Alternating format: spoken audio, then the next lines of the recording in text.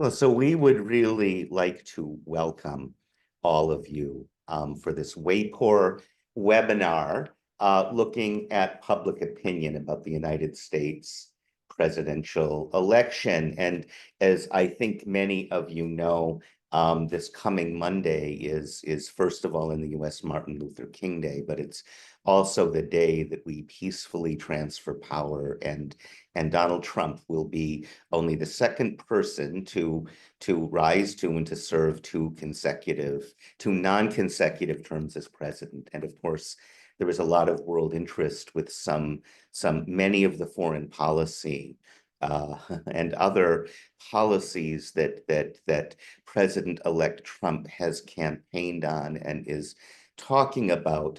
And so this is a very timely way for us at WAPOR to bring together some of the international expertise of our members and friends and talk about the international public opinion about what's going on in the US.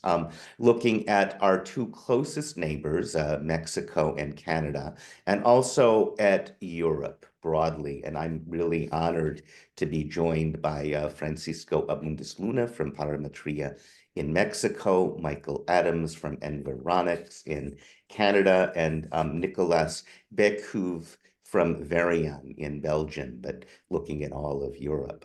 We're going to begin by taking a look at our southern neighbor, Mexico, and Francisco will be presenting. Francisco Abundis Luna is the general director of Parametria. He is a widely recognized analyst of Mexican public opinion and polling, and will be joining us to talk about public opinion about the US presidential election in Mexico. Francisco?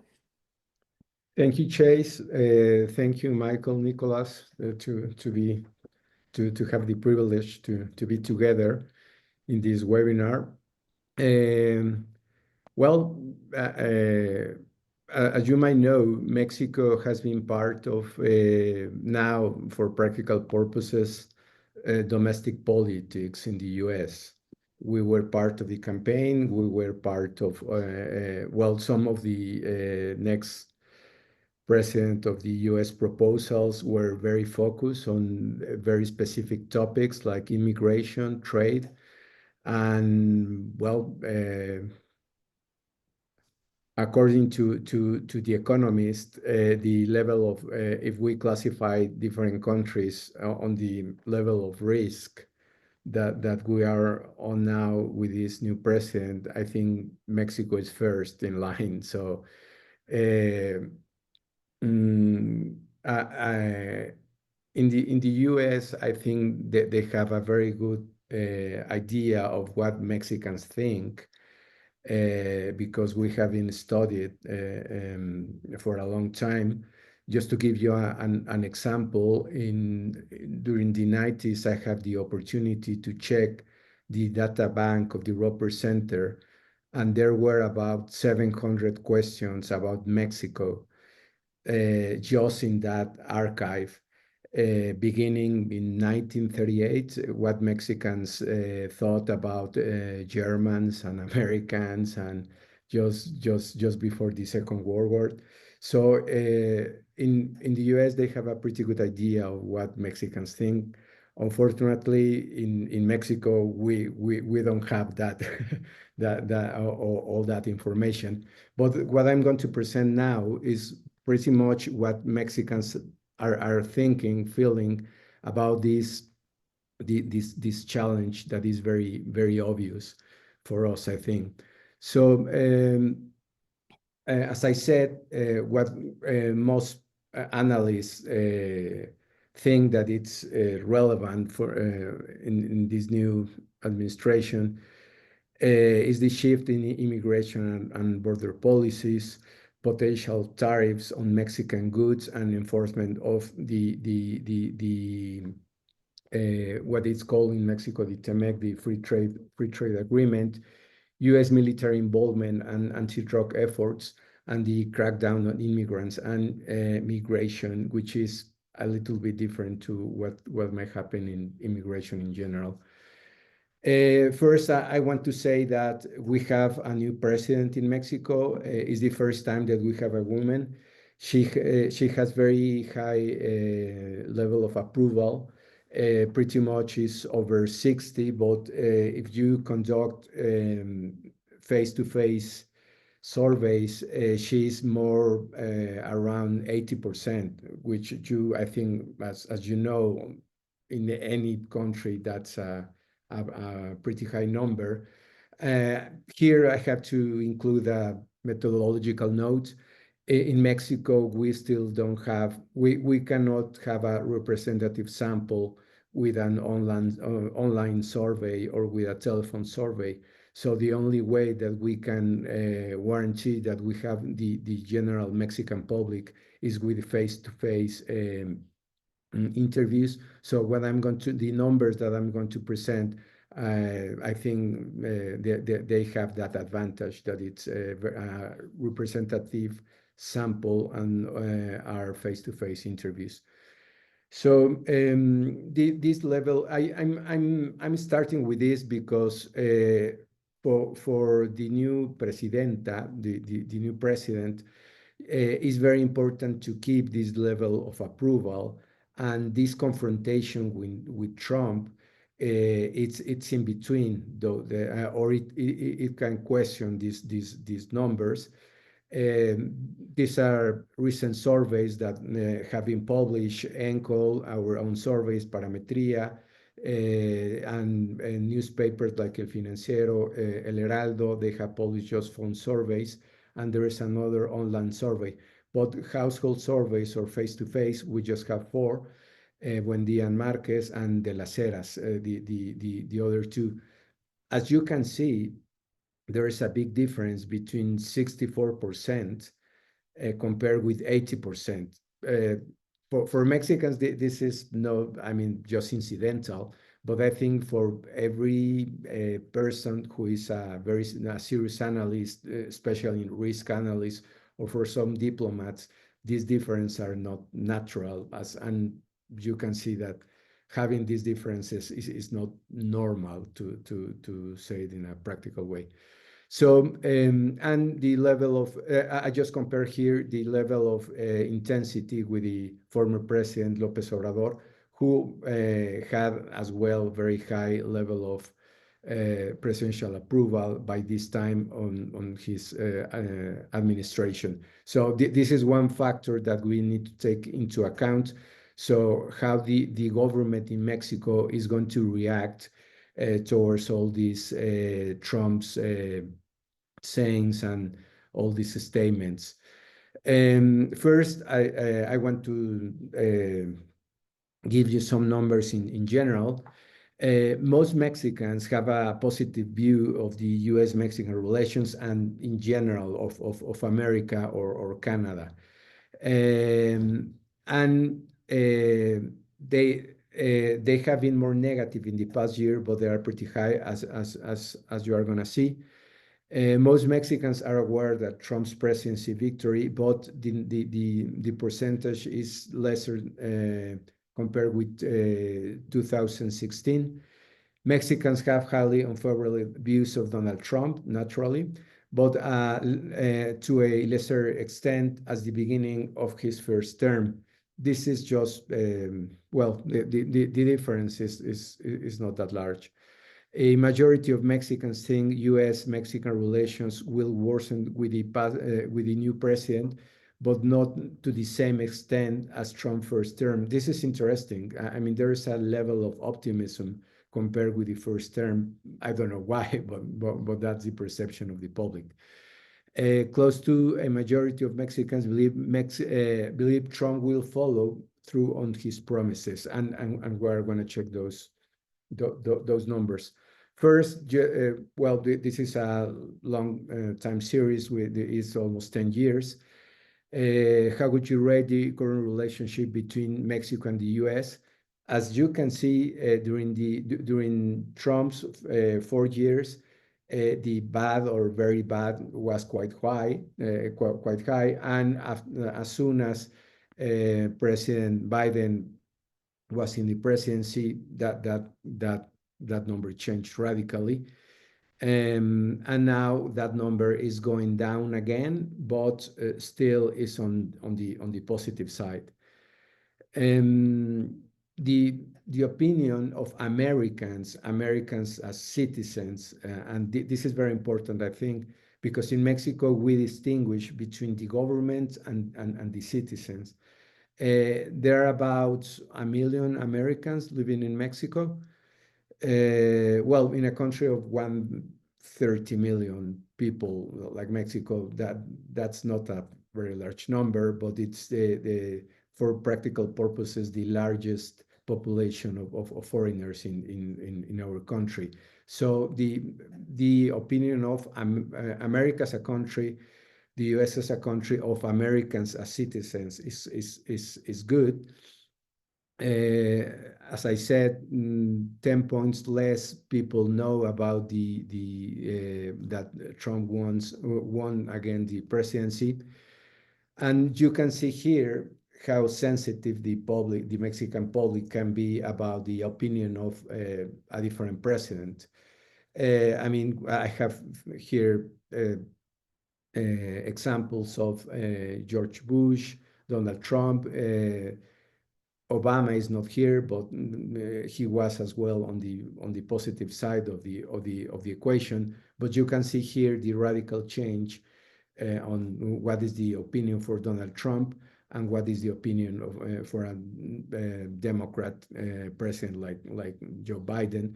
And what is interesting here is that this percentage is very similar to what Hispanics think in the US about Trump, even though he won a pretty good percentage of the Hispanic vote, but the opinion of Trump among Hispanics,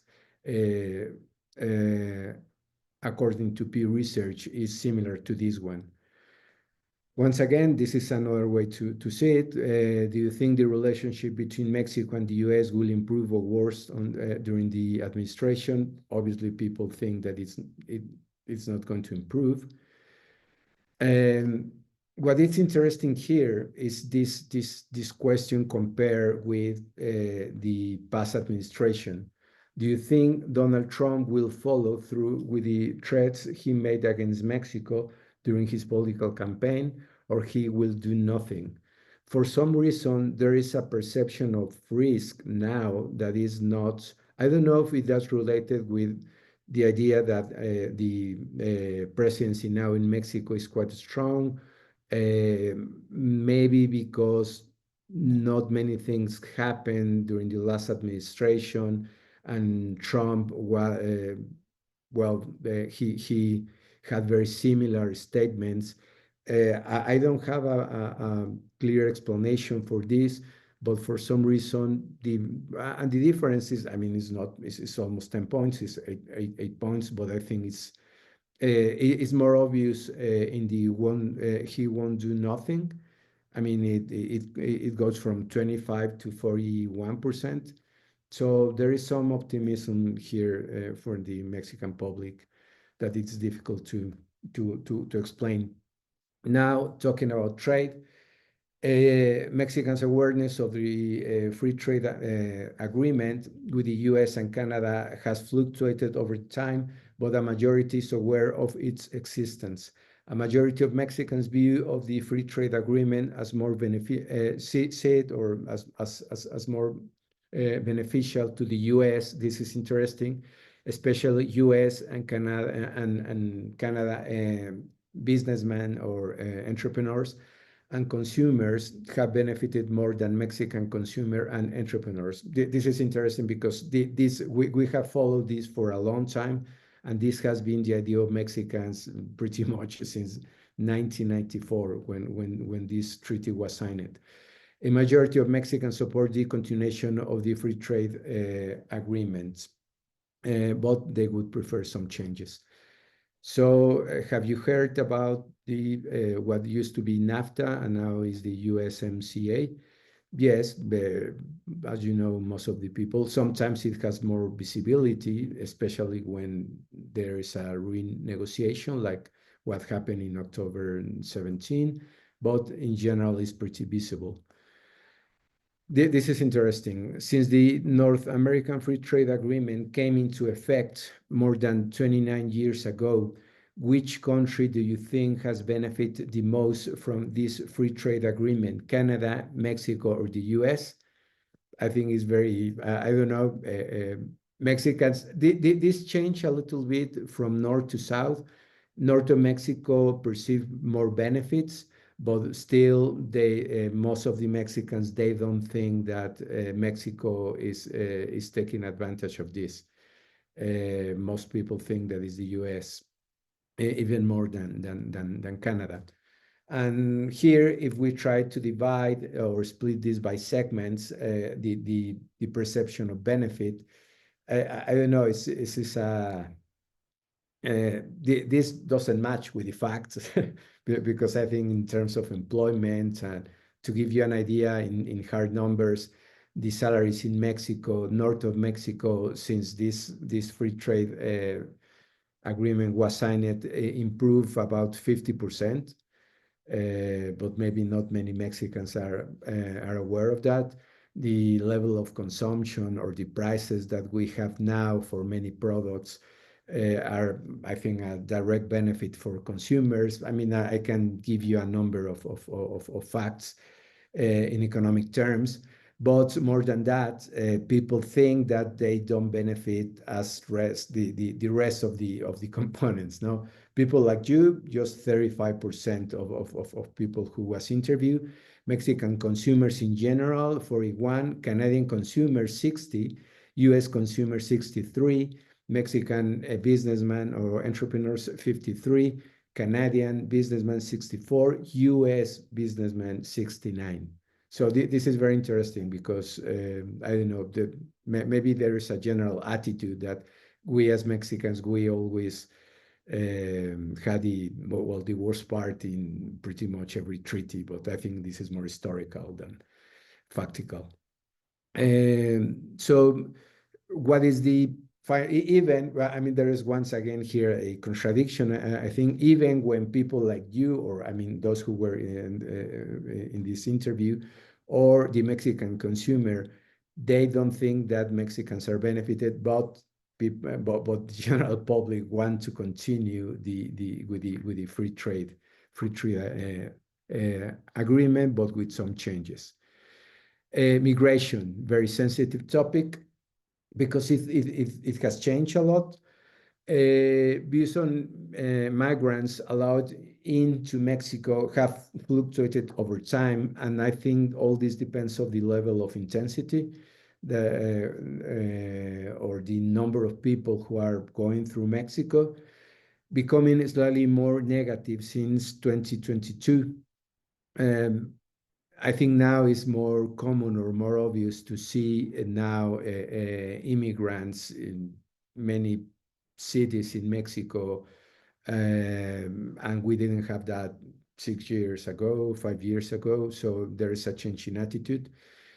While a majority supported the Mexican government's role in supporting migrants since 2019, currently a majority believes it's not the government's responsibility. This is once again something interesting. An overwhelming majority believes migration should be controlled. So you can see these fluctuations here.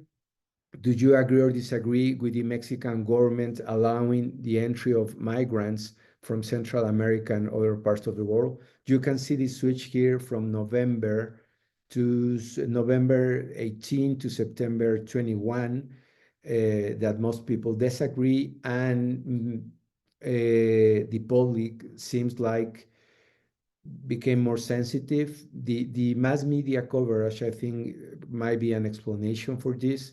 There is like more empathy. Maybe at the beginning there was more like rejection, or the people didn't want to accept migrants from Central America crossing Mexico.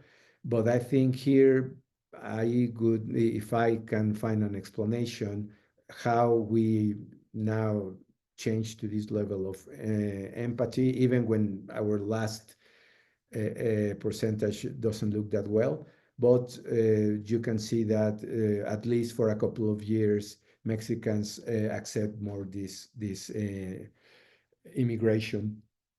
But once again, if we are responsible or not, is not that clear. It's pretty much even with some fluctuations.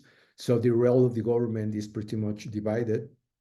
Have you seen any migrants from Central America or other parts of the world in the area where you live? You can see, I think, a very clear difference here.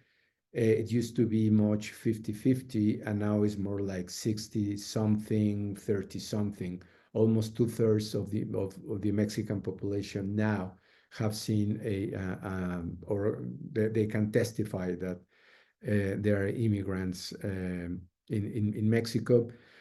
Which of the following positions is closest to your way of thinking? Massive entry of Central American migrants and migrants from other parts of the world should be allowed into Mexico, even if this means that the U.S. imposes taxes on Mexican products purchases in the U.S. Obviously, very few people agree with this. The entry of Central American migrants and migrants from other parts of the world into Mexico should be controlled, and efforts should be made to prevent the United States from imposing taxes on Mexican products purchased in the U.S. Obviously, 3 out of 4 Mexicans are on this position. Finally, drug cartels, another very sensitive topic. Mexicans overall favor resources from the U.S. to fight cartels, such as training, equipment, drones, and money, and view the latter as cooperation rather than violating national sovereignty, with the exception of sending agents to the interior of the country. And there is some final remarks that I have to do here. I think my time is almost over.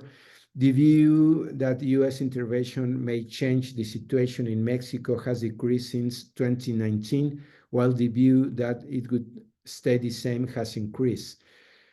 Briefly, people are more willing to accept training, equipment, even drones. That's a new one that we have. Money, but sending agents to the border is where the equation starts to change. But it's interesting that even sending agents to the interior of the country is not that, people are not completely against. 41% are in favor, which is, I think, a recognition that we Mexicans or the government cannot control this problem. Once again, if these actions could violate the independence of sovereignty of the country, not with training, not equipment, not with money, not with sending agents to the border, even not sending drones, which is, I think, very interesting now because it's a possibility now, I think. Sorry, the last one is in Spanish. Sending agents to the inside the country is even. So I think it's pretty high the level of acceptance of Mexicans of some level of intervention. Even with this help, people don't think that with this help, the situation would improve, which is interesting as well. Most of the population think that we're going to keep the same. Fentanyl, drugs, this is my final, just 3 more, I think. 1 in 5 Mexicans is aware of the taxes Donald Trump wants to impose of Mexicans' products due to the increase of fentanyl being sent to the U.S. However, a majority agrees that it will be difficult to reduce the flow of fentanyl to the U.S. within 1 year. This is half of the population heard about this Trump's threat about, and most Mexicans find difficult for the Mexican government to do anything to reduce the shipment of fentanyl to the U.S. within a year. So the Mexican government could do more to combat drug trafficking and reduce the shipment of fentanyl to the U.S. within a year. So, as a concluding thought, Mexicans are aware, are worried of the upcoming US administration and hold largely negative views of Donald Trump for natural reasons. Mexicans overall think that the free trade agreement has benefited the US, but would like to continue with some changes. In the face of increased migration to Mexico, Mexicans do not think the Mexican government should be responsible, or as you can see, there is a fluctuation there, and agree that migration should be controlled. Mexicans largely support US intervention in terms of resources to improve public security in Mexico. As far as drugs, do not think Mexico will be able to reduce shipments to the US within the next year. Just a final remark. We maybe viewing these numbers in context, the opinion of Mexicans or Mexico in the US has decreased in the last 3 years about 30%, according to Pew Research, which is something that it would be in favor of any type of intervention in Mexico, and it looks like Mexicans, a good part of Mexicans would agree with that as well. Thank you, Chase. Sorry. Francisco, thank you so very much. We are now going to turn to our northern neighbor, Canada, and I wonder if we can perhaps stop sharing the Mexican slides so that we can get to the Canadian ones. But Francisco, thank you so much, and I would like to remind our many guests and friends that you can put questions in the Q&A box at the bottom, and we will get to these. I'm really honored to be joined by Michael Adams, who I think of as the Dean of Canadian Public Opinion Research. In 1970, he founded the Environics company or research group, which is one of the leading public opinion and marketing groups in Canada. And in 2006, he founded the Environics Institute for Survey Research. He's written 7 books, bestsellers, dealing with a variety of aspects of Canadian opinion, including Fire and Ice, the United States, Canada, and the myth of converging values. So, Michael, WAPOR is very honored to be joined by you. We would be delighted to hear your thoughts on Canada and public opinion about the US. Well, thank you, Chase, and good chatting with my colleagues in WAPOR around the world. I'm coming to you from the Great White North, sitting on the top of the CN Tower, where I get a view of the United States from Boston all the way over to San Francisco. Although the fires in California are kind of clouding, sadly, the view of that great state. I'm going to start out with just a brief thumbnail sketch of the history of the relations between Canada and the United States. We're a country of 40 million. They've got about, what, 335, 350 million. So they're much larger than us. At the time that the United States was formed in revolution, rejecting Britain, Benjamin Franklin came up to Canada in the mid-1770s and asked the one colony that actually had a substantial population he thought would want to join the other 13 colonies. He came to Quebec, he came to Montreal, and he was a Protestant, of course, offering Quebecers religious freedom. Quebecers thought about it for about 5 minutes and decided that they had no interest in religious freedom. They wanted to remain Roman Catholic. The British also were prescient enough to, given that they didn't have a large number of Englishmen in the country or in the colonies, the North colonies, that they could keep their religion, they could keep their language, and that they could keep their culture and their civil code. So we jump ahead. The relations with the U.S. and Britain were not very good in those early years, and a couple of generals, American generals, invaded what was then Canada, and the British. We didn't have a Canadian army, so the British defeated the Americans invading in 1812, and indeed a bunch of the Brits went into Washington and burned down the White House, which gave the Americans their national anthem, the Stars and Stripes. So I guess that's a gift from least the British-Canadian contingent. After the American Civil War, where the British had sided, or at least sympathetic to the South, there was fear in Canada and in the Canadian colonies, and there were more and more colonies by 1867, that the Americans, well armed, and actually had a war against Mexico and took away the Southwest from Mexico and joined the United States, that they would want to expand and take over Canada after the Civil War. So that got us colonies together, forming Canada in 1867. And so then we get a country. It's a country that is not the United States. We did not want to join them and have been determined that way ever since. In the 20th century, actually, our orientation was moved away from Britain and moved more to the United States. And we've been allies, actually, for about the last 100 years, fought on the same side in the First World War and the Second World War, Korean War. American wars since then, we've been more ambivalent. The Vietnam War, ambivalent, and of course, the Iraq War, we did not join the coalition of the willing.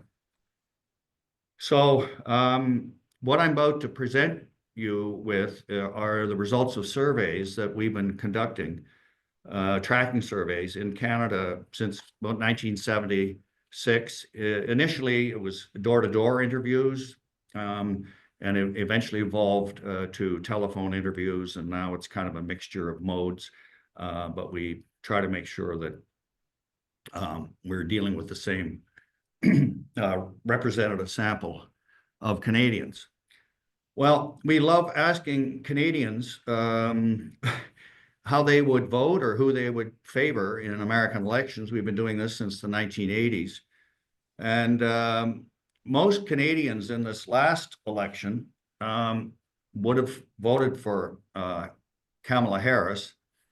It's down a little bit from the election of Trump versus Biden, a little bit, and the Republican support has gone up from 15 to 21%, with other being around 1 in 5. So you can see there's been a slight erosion in support for the Democratic candidate.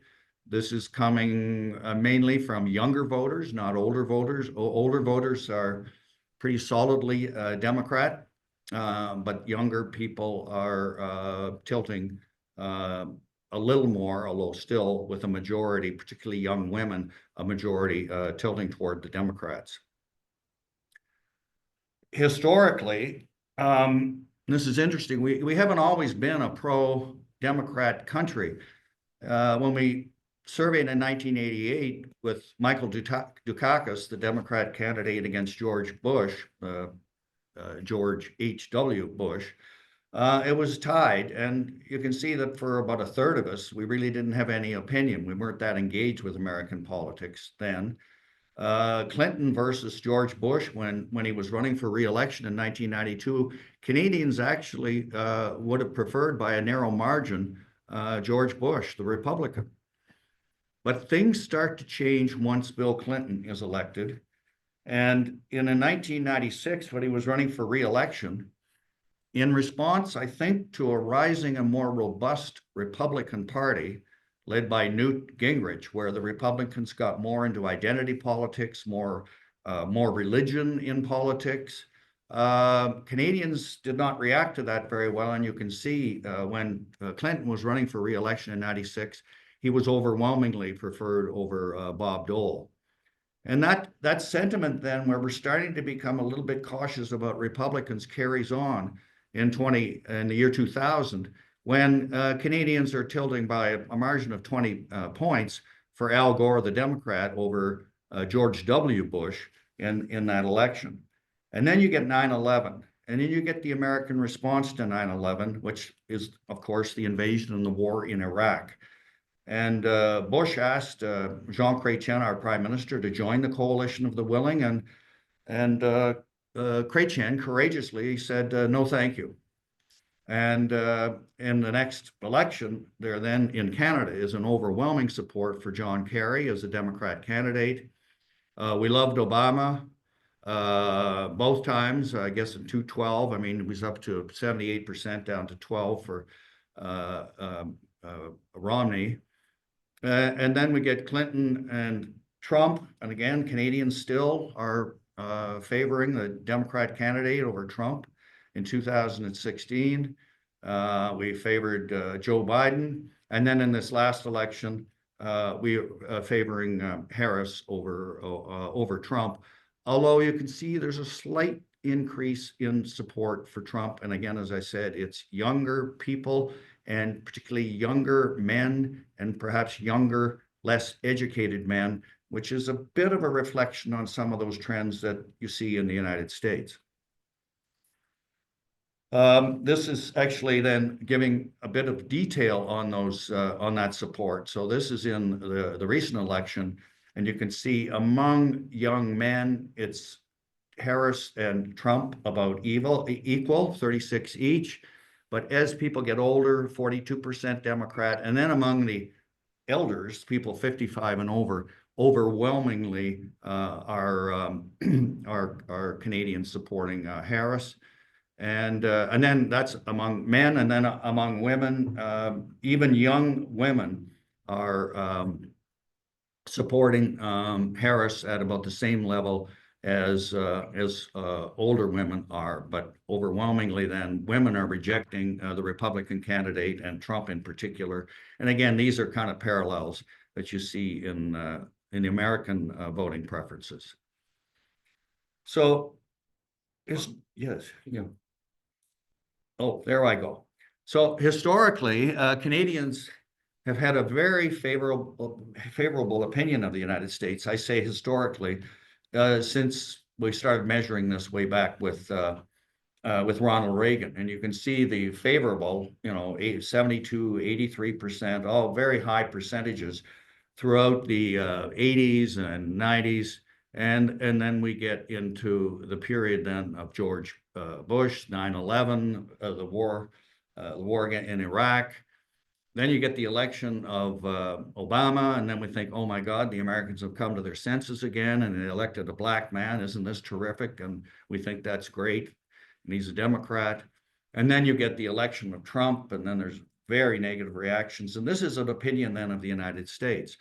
It gets negative again. And then with the election of Biden, it doesn't jump back up into those high reaches of positive view of the United States, because we're getting news about the culture wars down there. We're hearing news every day about shootings, mass shootings,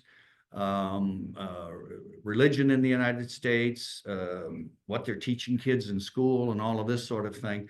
And it's becoming more and more apparent to Canadians that Americans are divided in terms of values, whereas Canadians have a consensus on progressive values, which we've adopted and are not eroding. Francisco gave a very good overview of a Mexican's view of trade. Historically, Canadians were skeptical of trade with the Americans, but in the 1980s, we had a great major national debate. We even had an election was fought on the free trade agreement with the United States that had been negotiated by the conservative government. And then since that time, Canadians have become increasingly in favor of having a free trade agreement with the Americans. And after 1993, when the Mexicans joined and we get the North American Free Trade Agreement, Canadians are very much in favor of, again, a free trade agreement with the United States and an agreement that includes Mexico. This is maybe a little harder for people to read on their screens because there's more information here. But there's kind of a myth about Canadians being shy and deferential and, have an inferiority complex. But when we interview them, they seem a bit cocky. They seem very self-confident. 84% of them think we have a better healthcare system than the United States. Of course, we have a public healthcare system here where the government pays for the health bills for everybody. They think we have a better quality of life. I mean, 78% to only 5% who think Americans have a better quality of life. We're better at promoting equality between ethnic and racial minorities. We have a better Social Security. This is not the Social Security that the Americans talk about, which is support for the elderly, but this is just the feeling of Social Security among all the citizens. We think we have a better educational system. We've got a better system of government. Of course, our system of government is the parliamentary system that we inherited from the British. They think we're better at protecting the rights of individuals than Americans are, promoting equality between men and women, even that we have a higher standard of living in spite of all those movies coming out of Hollywood that show Americans living like kings, that our workers are more productive. There's even a margin in that favor. Opportunities to get ahead. It's pretty close there within the margin of error. And the only area where we actually grant, at least among these items that we test, are that Americans have better technology. And given that most of us are holding American technology or banging on American technology on our desktop, there's one area in which this supposedly shy and deferential people agree Americans are superior. And really, finally, annexation. I know that Trump hasn't threatened to annex Mexico, so that wasn't in Francisco's slide, but he has threatened that he would like to annex Canada. And we've asked this, and we'll ask it again this spring. But in fact, between 1986 and 2022, Canadians became even more likely to say that they did not want to unite with the United States. And only 7% of us do, down from 15% in 1986. And fewer of us have no opinion on the subject. So, and in fact, right now, the Canadians are thinking, since Trump is looking at, annexing Greenland, maybe we should annex Greenland before them because it's more naturally part of, Arctic Canada than it is the United States. So that gives you a bit of an overview, a historical overview, and a current public opinion overview of Canada's orientation to its best friend and an ally, at least up till recently, south of the border. Thank you. Michael, thank you so very much for a really interesting presentation. I did not know Benjamin Franklin had proposed a sort of annexation or joining in such an early time period. So I'm now joined by Nicolas Becuve, who is from Varian. He is based in Brussels, but his really perspective and domain covers all of Europe, and he's the director of public opinion and elections at Varian. And Nicolas, I wonder if you could talk to us about the European perspective on the US. Yeah, thank you very much, Chase, and thank you, Michael and Francisco, for your very interesting presentations. There are a lot of common parts with my presentation. I'll come back to it. So it's really an honor to be invited to present the Europe perspective on these US elections, because the US elections are so important. So my name is for Europe. My name is Nicolas Becuve. I work at Varian. Varian is the global leading independent research agency who is doing research for public institutions, and I'm glad to be there to present you this presentation. Indeed, US elections are massively important in Europe. Some experts will even say that they are more important than the last European elections we had, our own elections that we had in June, given the importance of the US in all our decisions and the dependency of Europe towards the US. Of course, the context of the war in Ukraine increased these concerns and this dependency towards the US for security reasons.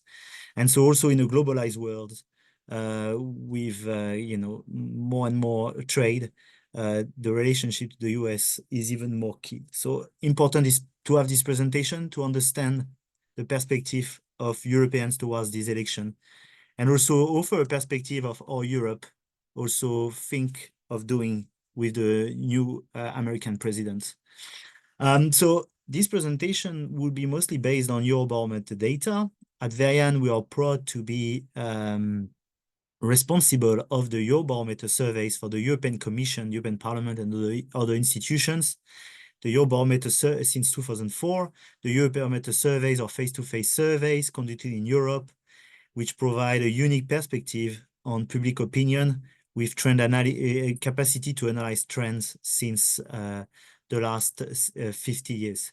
So this is a very powerful tool that I've been using for this presentation. So obviously the views of this presentation are our own, Verian. We also are quoting other data from media or other polling agencies. So this is important to put in perspective. So first, I'll be covering the impact of international issues in public opinion in Europe. This has been growing over the years, and it's even more important since the start of the war in Ukraine.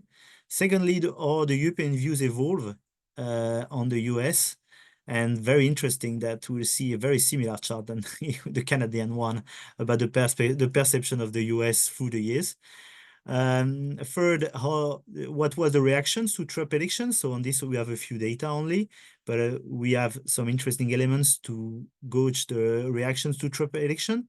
And finally, we'll offer a perspective, outlook on the impact of this election may have on public opinion. And we will see that it's more a self-reflective European perspective than only a perspective towards the US. So first, the domination of international issues in European public opinion. This is something that is rather new. And as you see on this slide, when we ask people what is the most important issues that the EU face, so the first thing is the war in Ukraine. As I said, this is a key topic since 2022 and very important for Europeans. Secondly, immigration, and we see that has been rising since May. And international situation is the third main topic listed by more than 20% of Europeans. So this is very important. This comes first ahead of rising prices, which, as you know, is a key issue, I guess, also in the US or in Canada, in Mexico. But international situation is now a dominating issue in European public opinion. And this is, the perspective of countries. And we see that in some countries, in at least, 18 member states, we have at least around 20% of people who say that international situation is one of the most important issues that the EU is facing. And we see that in some countries, and especially the countries bordering Ukraine and Russia, Lithuania and Estonia, we see that this is a particularly important issue. So a very important issue for Europeans. The other perspective I wanted to offer is that when we ask the same question about the country, we see that international situation is less of an important issue. We see that still at national level dominates the issues which are inflation, immigration, economic situation, health, housing. And so international situation is less of an issue. Still, it is quite high. Also, what's very interesting here is that, Europeans tend to more and more categorize, international issues with the EU. And when they talk about their domestic situation, they're more likely to list domestic issues. Also, this slide could be analyzed as a kind of a denial of the importance of international situation at national level. That's probably a bit underestimated, and it's probably, only transferred to the EU rather than at national level. And finally, we can also say that, probably here there is a deficit from national politics to talk about those international issues at national level and focus only on domestic issues while the international situation is so important. We also asked in our post-election survey that we ran for the European Parliament, what were the main issues for these elections? And interestingly, international situation came as the third issue. We saw that rising prices, first one, economic situation, but it came at a third issue. And so this shows how important this topic has evolved in voters' mind. And in many member states, at least 20, a very significant proportion of citizens provided that answer. And in Finland, for example, or Luxembourg and Estonia, this issue came first as the main issue why people voted to the European elections. So we see the international perception is growing in Europeans' mindsets. Another very important slide is the support for common defense and security policy among EU member states. And then we see the perspective. You see that the support has been very high since we started this trend since 2014, but it's been very high since the beginning, with a recognition from public opinion that we needed a common defense and security, a strong common defense security policy. And you see that with the war in Ukraine, the start of the event, this even increased to reach historical level of 81%, 79%. And we know that for the next legislature, for the new legislature, the new mandate of the Commission, it's one of the key issues that will be on, at stage. So very, very important that Europe is able to defend themselves and in this current very unstable world. Also, what is very telling, and that's very important in relation to the US election, is the growing trust towards NATO. We see that before the war in Ukraine, it was more split, and just before the war in Ukraine, we had 40% of trust. And this trust has increased through the years to reach an historical level of 56% now of trust towards NATO. Because Europe also has a kind of a defense deficit and not a common policy, NATO is seen as an even more important actor. But obviously, NATO is dependent on the US, and so obviously this has a big impact because Europeans want more European policy, European defense. They also are more likely to trust NATO. Two new European countries joined NATO after the start of the war in Ukraine. But what will happen with the new president? And so this shows how important also Europe relies on NATO to defend themselves. Regarding the views towards the US here, and it's very interesting because this is very similar to your slide, Michael, in terms of changes over time. We see so we ask this question: do they have Europeans have a positive or negative opinion about the US? Before Trump's elections, we were at 61% of positive opinion, and then the views were much more split after the first election of Donald Trump, with 48%, 45%. Then it evolved to a more positive view with the election of Joe Biden in 2020, with 58%. And then even during the mandate of Joe Biden, it declined to a more split views. So views, of the US, and I think since the first election of Trump is more on the decline and more split in Europe. And if you compare with other major actors, you see that still, the views of the US is more positive than for Russia, only 16%. But still 16%, and 29% for China. So in this globalized world with other global actors, still the US is seen as the most positive one in Europe. But if you look at the country level, obviously Europe is much more complex than the EU average, and we are mostly relying on EU average in this presentation. We see a split across countries, with Eastern and some Southern countries more likely to be positive about the US, and some more Western and Southern countries less likely to be positive. Obviously, it's generalization, but you see that there are a big split with a very high favorability, positive view of the US in Poland or Lithuania, and a quite a low one in Slovenia with less than 30%. So we see that Europeans don't have the same view of the US, and there are rather big differences across countries. In terms of the demographics, it's also interesting to see who is supporting, who have the most positive views of the US. It's men, so we see also our gender play a role in the last US elections, and we see that there is a difference between men and women, men being more positive about the US, people with more education, so people more well-off, more integrated in society, people who are more on the right, and more skepticism from the left, younger people, more positive on the US, and older, you see quite less, more skeptical. People who have less difficulties in paying their bills, so it's related to the education, people who are more well-off, more integrated. And also we see a kind of correlation with the view on the EU. So people who have a positive view of the EU are 60% also to have a positive view of the US. So that's also play a role, the way you see institutions. And then about how things are going, we asked this question about how things going the right or wrong direction in the US. Again, we see what we saw. So, you know, during Trump elections, the things were seen as going very, you know, in the wrong direction.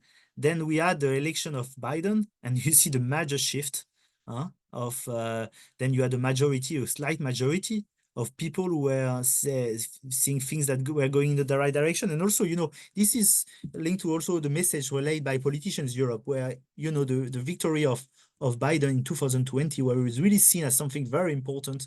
And nobody at this time thought that Trump could come back again in power.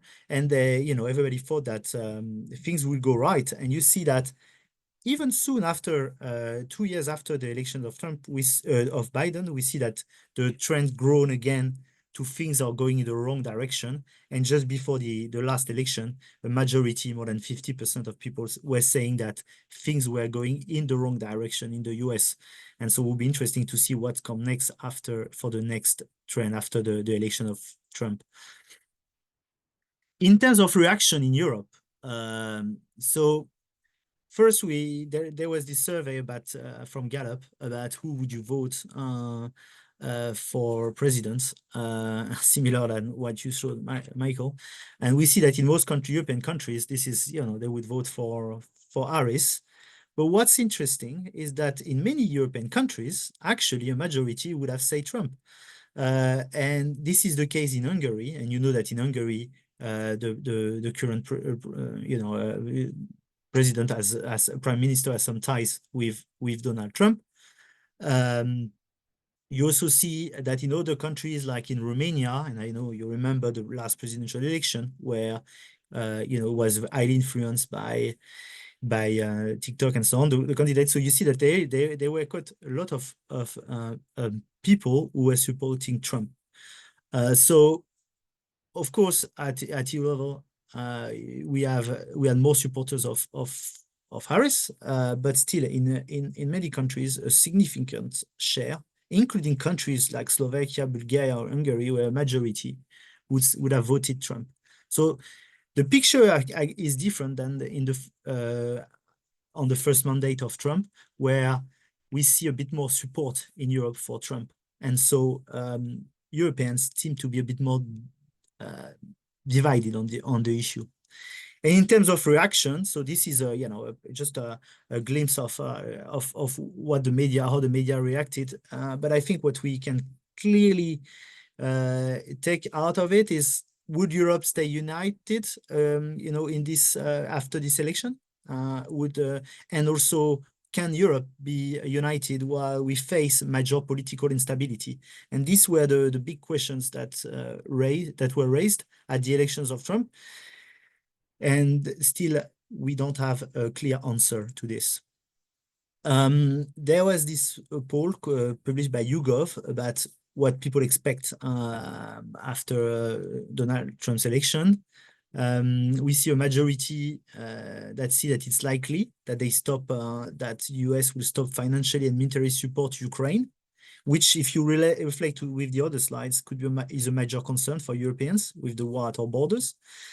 The withdrawal from NATO, you see that kind of a majority think that it's not likely that the US will withdraw, which is not sure. And we see how important NATO is in Europe these days. And also, it's not clear about what will happen in Israel. So quite an uncertainty, but what is certain is that people are expected a withdrawal of the US from Ukraine, which will have a big impact on EU security.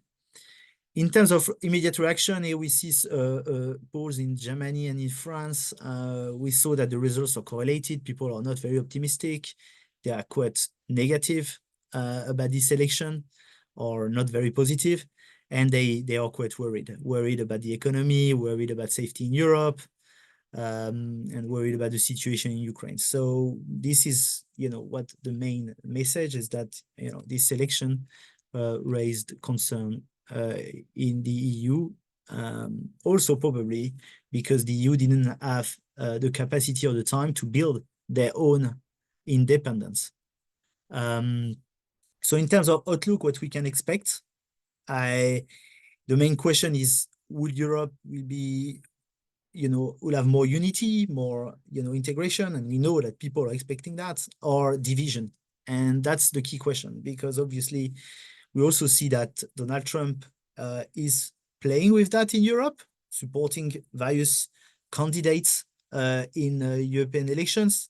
And so this is a key question for the independence of Europe. In terms of trust, trust in the EU has never been that high since a long, long time. 51%, so more than 50% of people trust the EU. The EU is the level that people, where people expect actions. You see that if you compare with the national government or the national parliament, the trust in the EU is much higher. So there is a real trust of the EU, a really very important level of decision making. And we see that the trend is going up. It went up after COVID, after the Brexit as well, when the UK left the EU, is now very high, and definitely a very important level of decision making. People expect protection from the EU. They believe that the EU, they have sufficient power and tools to defend the economic interest. We see a large majority agree. They believe that the EU is a place of stability in a troubled world, majority, and also, interestingly, 72% of people think that the EU's voice counts in the world, which, when you read the media or you listen to the experts, is not very. There is quite a gap, a discrepancy, because more and more people say the EU has less say in this globalized world, but people, think in Europe that the EU has this power, and they want the EU to act. Also, we asked questions before, so this was before the elections, about international trade. And we asked, in case countries increase their duties on imported goods to try to protect national interests, what should we do? Should we do increase duties or do not increase duties? And you see that before it was this survey was done this Eurobarometer survey was done in 2024, the beginning of 2024. We see that the majority, and in majority in most countries, said that we should also increase duties in that case. And we know that it's likely that this will happen with the election of Donald Trump. And so we can expect that Europeans would want also the EU to, and our country to increase duties in that case. So a Europe which is more strict on this. But, they want more European citizens want more EU, they want more action in the EU, but they also say and see that the things are not going in the right direction. So in majority things, they are in the wrong direction. And we see that is a similar figure as they see the US. Things are not looking great. We have, the threat of in terms of security. The economy is slowing down. So, people tend to be a bit pessimistic, even if they believe that the EU, can be the layer where that can lead us out of the crisis. But they are pessimistic. And on my final slide, this is also a reflection on, does the current leadership in the EU can respond to this need for more EU? We see that the last European elections, we had a more fragmented European Parliament, which is leading to a more difficult way of delivering policies at EU level because of the more fragmented parliament. And also we have a huge political instability at national level. German elections currently there will be German elections in February. And so currently there is no real leadership in Germany. In France, there is a situation where we have a prime minister, but still with no clear majority. And it's the case in many countries. So political instability is a major trend in Europe. And how does that play with the current concerns linked to the Donald Trump elections? Thank you very much. Nicola, I thank stop sharing. you. Thank you so very much. And Nicola, Francisco, Michael, thank you all. And thank you all to our many guests from around the world. And please, we like to reserve the last part of a WAPOR webinar for discussion and questions. And so the easiest way is to put those in Q&A, but you can also put them in chat. And please, we very much like this. I guess I can start out maybe with a question to each of the speakers. This was designed to be a US-centric presentation. And so you've talked in many ways about attitudes that are relevant to the US. But if we just think of the average everyday Canadian or Mexican or European, just general public opinion, how much does anybody care? How much in the scheme of things are people even thinking about the change in power? And if you sort of compare all of the various domestic and other international issues that people think about, Canada, Mexico, the variety of countries in Europe, where does this even play out? I wonder if anyone would like to start. Well, I will start. The media has become obsessed with the United States and Canada, obsessed with Donald Trump. One of the first things that he says he's going to do is kind of declare war on his friends. And Canadians are pretty concerned, pretty anxious about it. So we're worried about the war in the U.S. and how the Trump effect will affect us. We are very worried about the war in Ukraine. We're quite worried about the Middle East, although peace has apparently broken out in the last 24 hours. So Canadians are quite anxious. They're anxious about the ability to pay for the groceries, the ability of their kids to buy a house, which seems to be a birthright in Canada. They're worried about United States going crazy. They're worried about what Russia's going to do, and they're worried, I guess, down the pike about what's China going to do. So the world seems quite dangerous. We're feeling quite anxious about it. And that's probably leading some of us to get sick of the news by about 5 o'clock in the afternoon and want to turn to fiction or to Netflix or some escapism because the world seems too much with us and it's giving us a lot of anxiety. One moment.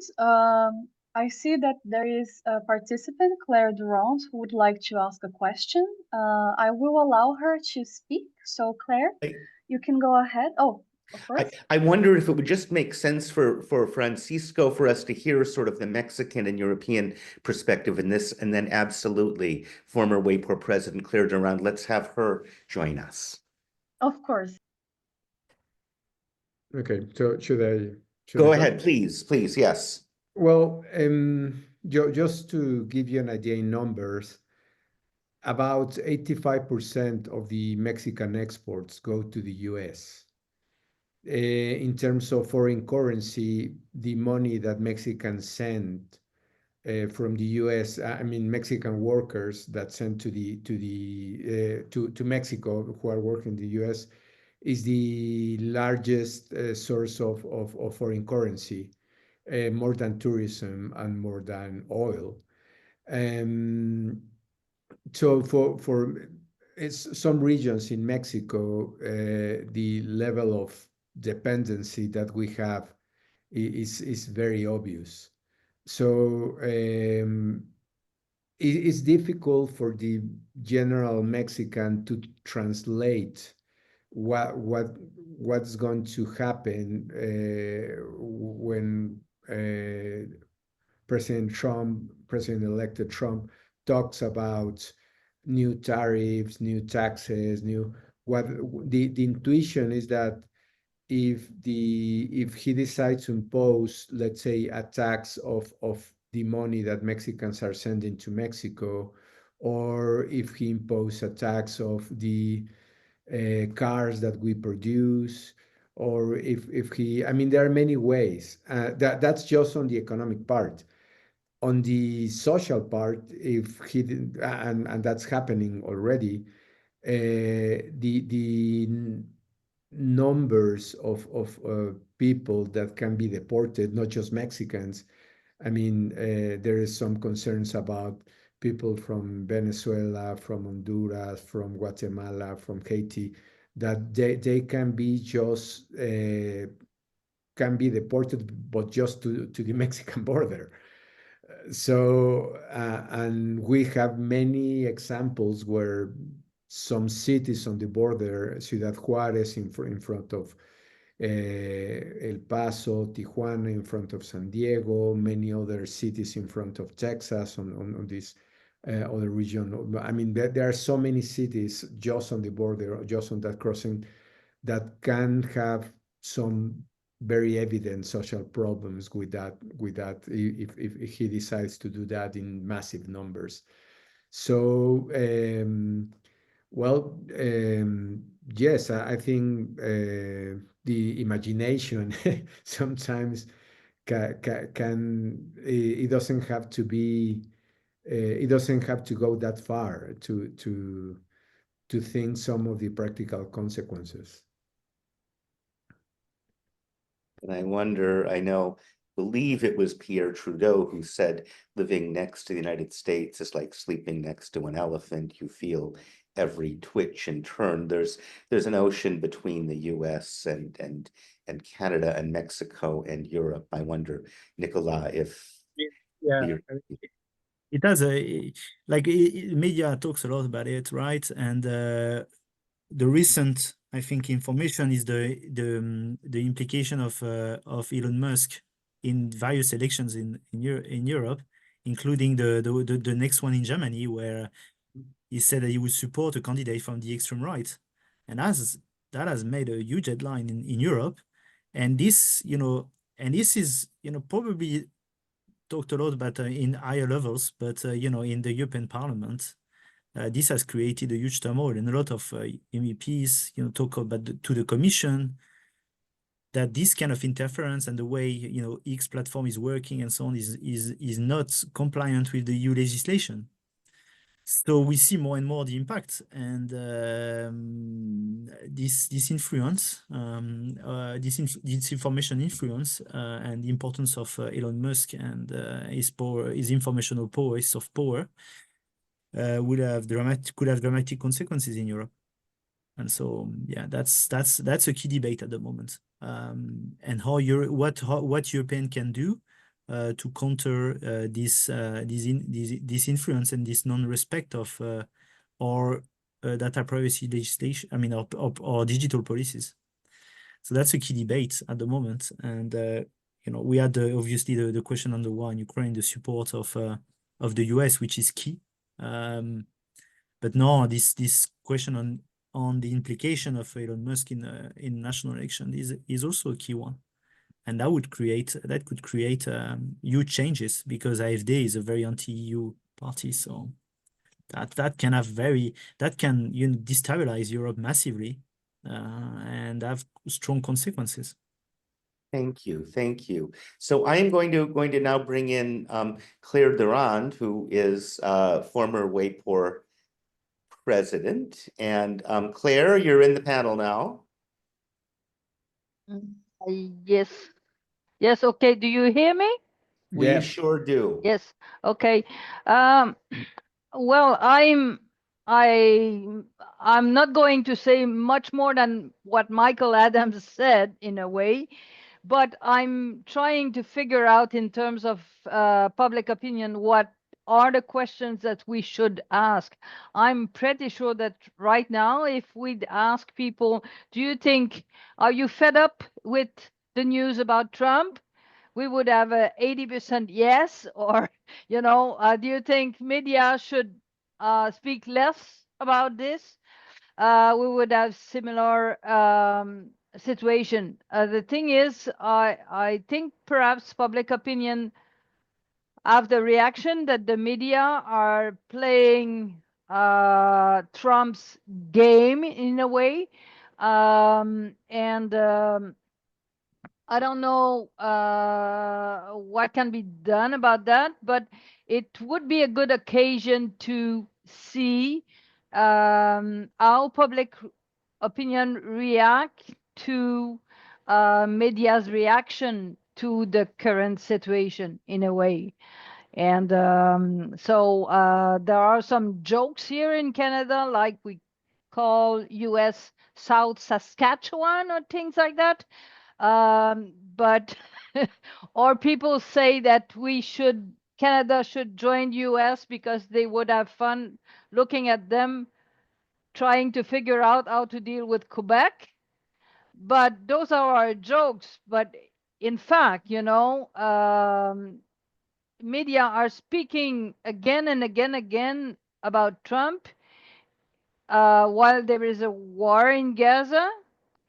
And I think in terms of public opinion, perhaps the questions we ask are the questions that the media would like to ask, but not necessarily the questions that people would like to be asked.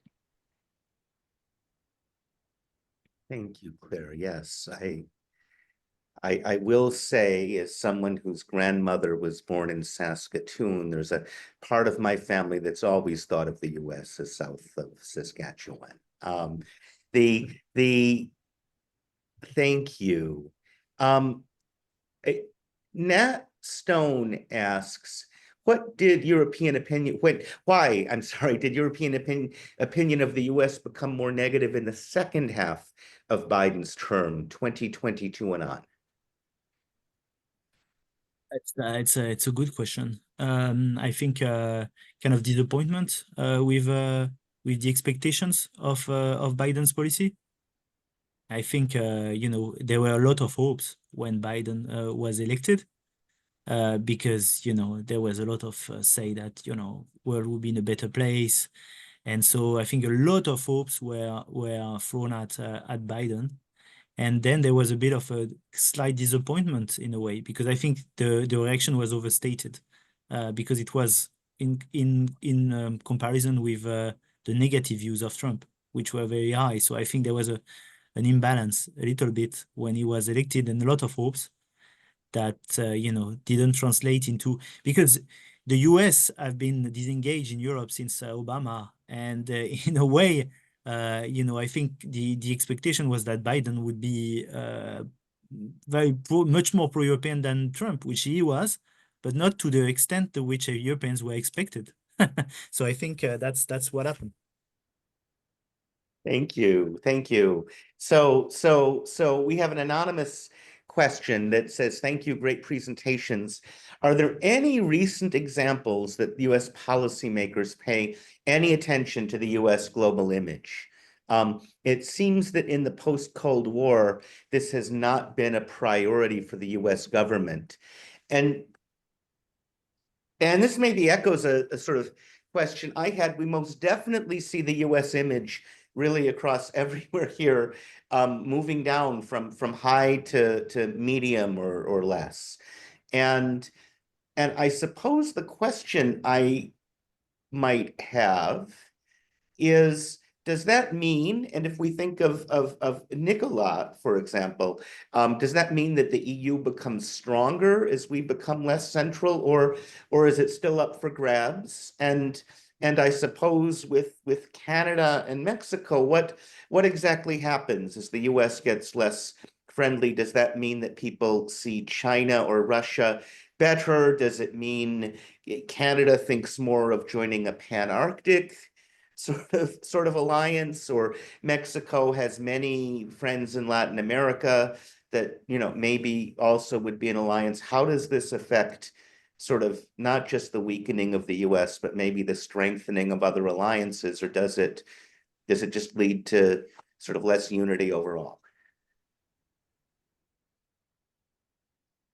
Well, speaking for Canada, Canada's been fantasizing having strong economic relations with, well, in the old days with the UK, but that was always dwindling. With Europe, and there is some going on. We love their Italian and French wines, but that's importing, not exporting. We've always thought, we would diversify with other countries, but it's always been a dream. We've thrown in our lot economically with the United States. We're interdependent. Our auto industry is half is in Ontario, half is in Michigan, and some other places. So we've contented ourselves with having an integrated economy. We want to protect that. Trump threatens that. At the same time, we want to preserve our own sovereignty. So we'll trade with the Americans, and then we'll tax our citizens and our corporations and spread the money around the country the way we want. And we have been able to do that. We've been able to give ourselves a very good public education system and a very good healthcare system. We're not as rich as the Americans, but we think that maybe our actual quality of life is equal to, if not superior to, that in the United States. So, we that's kind of the deal that we think we have. But if it's disrupted by a disruptive president, then Canadians will pull in and they will start to probably unite more, and try to have a national strategy that deals with the United States. And it will require a lot of subtlety, because then it's just not dealing with Trump and his people. It's dealing with governors in states where we have an integrated economy. It's dealing with members of the House of Representatives, with senators, with governors, and so on. So the Canadians have to play politics in the United States in order to try to get enough political reaction to what Washington under Trump's leadership is trying to do, and hope that there will be a reaction to this, and not everything he dreams about doing will happen. I think that's the game that we're playing. It was great to hear from Claire from Quebec. Claire knows that Quebec, of our provinces and territories, is one of the happiest places in Canada, and is very pro-Canadian in its stance, which is a little different than it was about 50 years ago. So that's another story. If the world was kind of concerned about Quebec separation, it's probably now lower than it's been in a very long time. But it may be, it can come back, and that would be terrible if it does come back, and then we get the centrifugal forces going on in Canada. It will make it very difficult for us then to have a united front against Trump and the threats that he represents. And Well, yeah. yeah, we're 130 million, but there are about 12 million in the US. So about 1 out of 10 Mexicans is in the US. Half of them legally, half of them illegally. But then well, just to give you an example of the level of integration that we have, not just in economic terms, but in social terms as well. In terms of public opinion during, I don't know, maybe during the last 25 years, 1 out of 5 Mexicans, they would prefer to be part of the US. Well, the offer that Trump made to Canada, that 20% of Mexicans would take it. They would prefer to be in a state of the US. Especially the north of Mexico is very Americanized in general terms. There is a lot of admiration, and the Mexican middle class replicate pretty much the American model of the middle class. So for Mexicans now, it's quite shocking to have this very aggressive government. And once again, as I show you, Mexicans distinguish between what's going on with the government and the opinion about Americans. I mean, just the number of tourists that we have in Mexico, in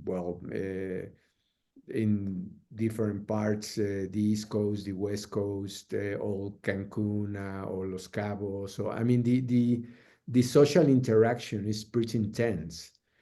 So I think in favor of the image of the country, you have Americans, but against that image, you have the government. So I don't know, maybe in social psychological terms, there is like a dissonance between the two parts of what is America now. So for Mexicans, it implies maybe a shocking moment, to say the least. And just to think of other alliances, there are some strong Latin alliances that don't include the U.S. You know, do you think Mexico diplomatically might move closer to those, or is it really sort of carved out just due to this sleeping next to the elephant, perhaps, or other shared features we have? That, you know, sort of focused maybe more on the U.S. and will you try to build something back or maintain, or look to other places, South America, Caribbean, Cuba, etc.? Yeah, most Mexicans are pretty clear that we should be close or closer, even closer in economic terms to the US, Yeah. but in cultural terms, we are part of Latin America. So, and specifically with this government, and that's why I started my presentation with the level of approval, because for this leftist government, who is, let's say, to give you an example, who is closer to Cuba, Nicaragua, or one of very few governments in Latin America who recognize Venezuela now, facing Trump, it becomes part of the play of the government. I mean, pretty much every sentence, every statement that Trump says about Mexico, Claudia Sheinbaum, the president, she answers every statement. I mean, no, it doesn't matter if it's relevant, irrelevant, if it's possible or not. Just for example, a recent proposal to change the Gulf of Mexico for the Gulf of America. Then in a conference, she started to joke, in a very similar way that you did in Canada, that we should call North America like it was called during colonial times in Mexico when we were part of the New Spain. So I think in political terms is important for this government to have a position, and a very strong position. And we have a question. I suspect this anonymous attendee asks that European concerns are mainly military, while those of Mexico and Canada are economic. Is that correct? In what way do Mexican and Canadian interests in dealing with the U.S. diverge from those in the U.S.? So, Nicola, is it correct that the European concerns are mostly military, or are there other? No, I think there are other concerns. I mean, what I said, that there's a concern with the influence on information, and on elections. So I think it's a global wake-up call, right? And that's a wake-up call that should have happened a long time ago. That the EU needs to build together and be more, bring more power together. But are we capable of this? This is another story, because we are still quite divided in Europe. And that makes the situation difficult. But yeah, I mean, there are concerns about trade, there are concerns about information, there are concerns about climate change, because we are pushing for a strong legislation on climate change, and we know that there will be probably a global change for that, and we need global change for that. So I mean, there are various concerns, but the military one is the biggest one, because obviously the war is at the border of Europe. Well, thank you. And we have reached our time, but I would like to thank our first of all, our very distinguished guests, Michael Adams, Francisco Abundis Luna, and Nicolas Becuz for joining us. I'd also like to thank all of the many WAPOR members and friends and others who have attended this. If you are not a WAPOR member, I would like to remind you that we have a wonderful community that talks about this and many other issues, and you are welcome, and we would be delighted to have you join us. And we also have a Friends of WAPOR, which is a good low-cost way of getting to know WAPOR without becoming a full member. So I'd very much like to encourage you to become a friend of WAPOR or a member of WAPOR. And of course, please recall our WAPOR conference this year is joint with the APOR conference in St. Louis in May. But I would like to thank you all and very much, and thank our guests especially. This has really been a really wonderful, stimulating discussion for me, but I suspect for many of us, and super helpful. Thank you all very much. Thank you so much, guys. Thank you, Michael, Nicolas. Thank you so much. Next. Thank you all. Thank you, colleagues. That was really stimulating. Thank you. Yeah, that was great. Thank you. Bye.